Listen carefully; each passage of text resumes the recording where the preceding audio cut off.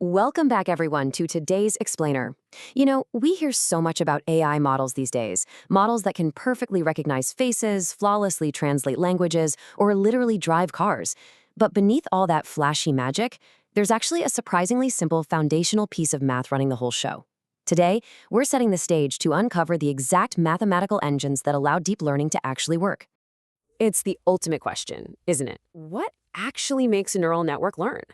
We know we feed data into an input layer, it passes through some hidden layers, and boom, it spits out an output. But what is that actual spark? What transforms that raw data from just, simple numbers into complex understanding? Well, let's dive into this and look under the hood at the real mechanics of an artificial neuron. And here is our answer, the activation function. Basically, this is a mathematical operation applied to a neural network node's output to determine whether it should be activated. Should it pass its information forward or not? Without the specific step, our incredibly complex AI models, they'd just be basic superlimited linear calculators. They'd just be multiplying weights and adding biases over and over and over. They would absolutely never be able to learn the messy complexities of the real world. To really wrap our heads around this, think about a biological neuron in the human brain. A brain cell receives signals through its dendrites, right? And if that total accumulated signal is strong enough, it fires an electrical impulse straight down the axon. Well, an artificial node perfectly mirrors this exact firing mechanism. It receives inputs, sums them all up, and then the activation function steps in as the ultimate gatekeeper. It essentially asks, okay, do we fire and pass this signal on? So the absolute secret sauce here is non-linearity. By introducing non-linearity, we give the neural network the superpower to bend, twist, and mold its understanding to fit complex, real-world patterns instead of just drawing rigid, straight lines. Because let's face it, the real world is not built out of straight lines. Well, unless you live in Minecraft. Whether it's the subtle curve of a handwritten letter or the unique frequencies of human speech, non-linearity is the exact property that makes learning those things possible. Section 1. First-generation heroes, Sigmoid and Tanh. Let's travel back a bit chronologically and check out the earliest mathematical functions developers used to introduce this crucial nonlinear spark. Comparing these two side by side reveals some really fascinating trade-offs. First up, we've got the sigmoid function.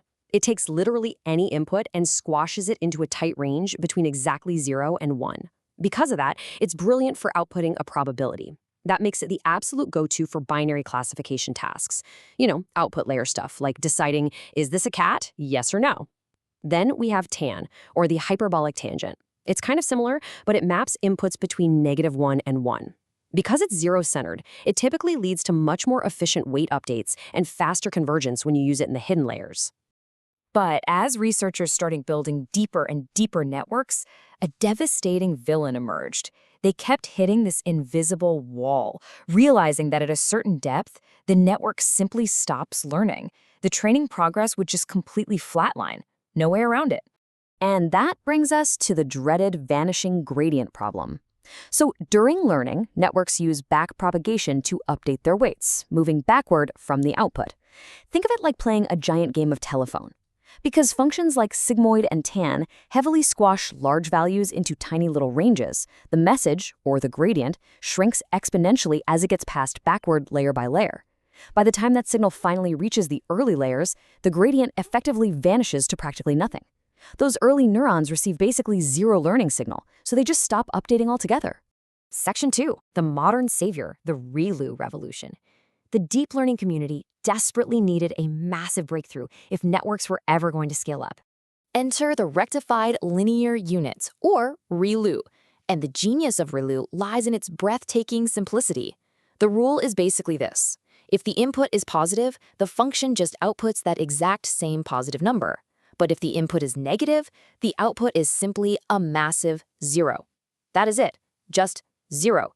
It is incredibly fast to calculate, and most importantly, because the positive side doesn't squash the values down, the gradients don't vanish. That crucial learning signal can flow backward through dozens, even hundreds of layers without shrinking. However, even heroes have a tragic flaw, right? And ReLU's Achilles heel is what we call the dead neuron problem.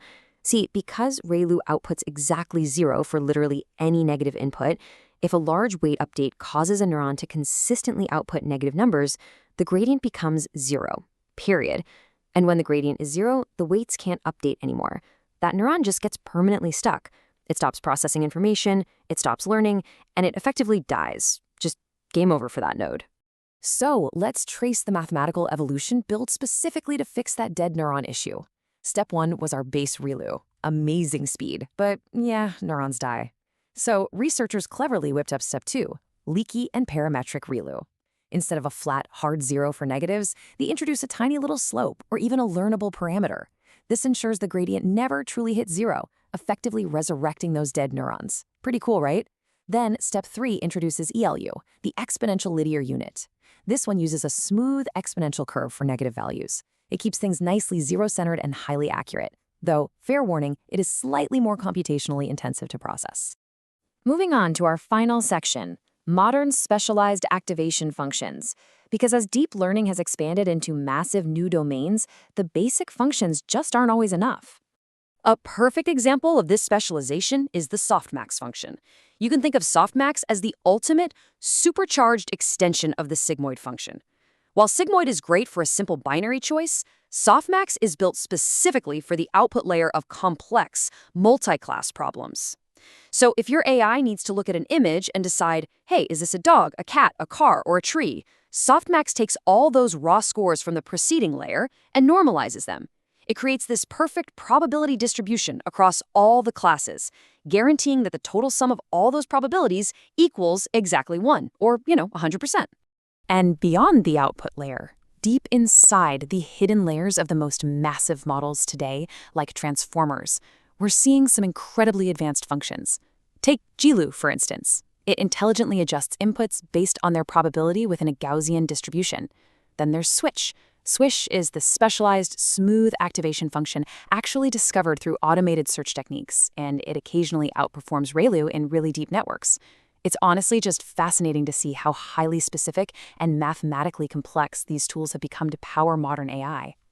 We've seen how a surprisingly simple mathematical decision, basically to fire or not to fire, evolved. It went from the foundational Sigmoid to the lightning-fast ReLU, all the way to highly specialized tools like GELU and Softmax. But math never stops evolving. As AI architectures grow to trillions of parameters, what new activation function will spark the next revolution in learning? It's something to think about. Keep exploring, keep learning, and thank you so much for joining me in this explainer.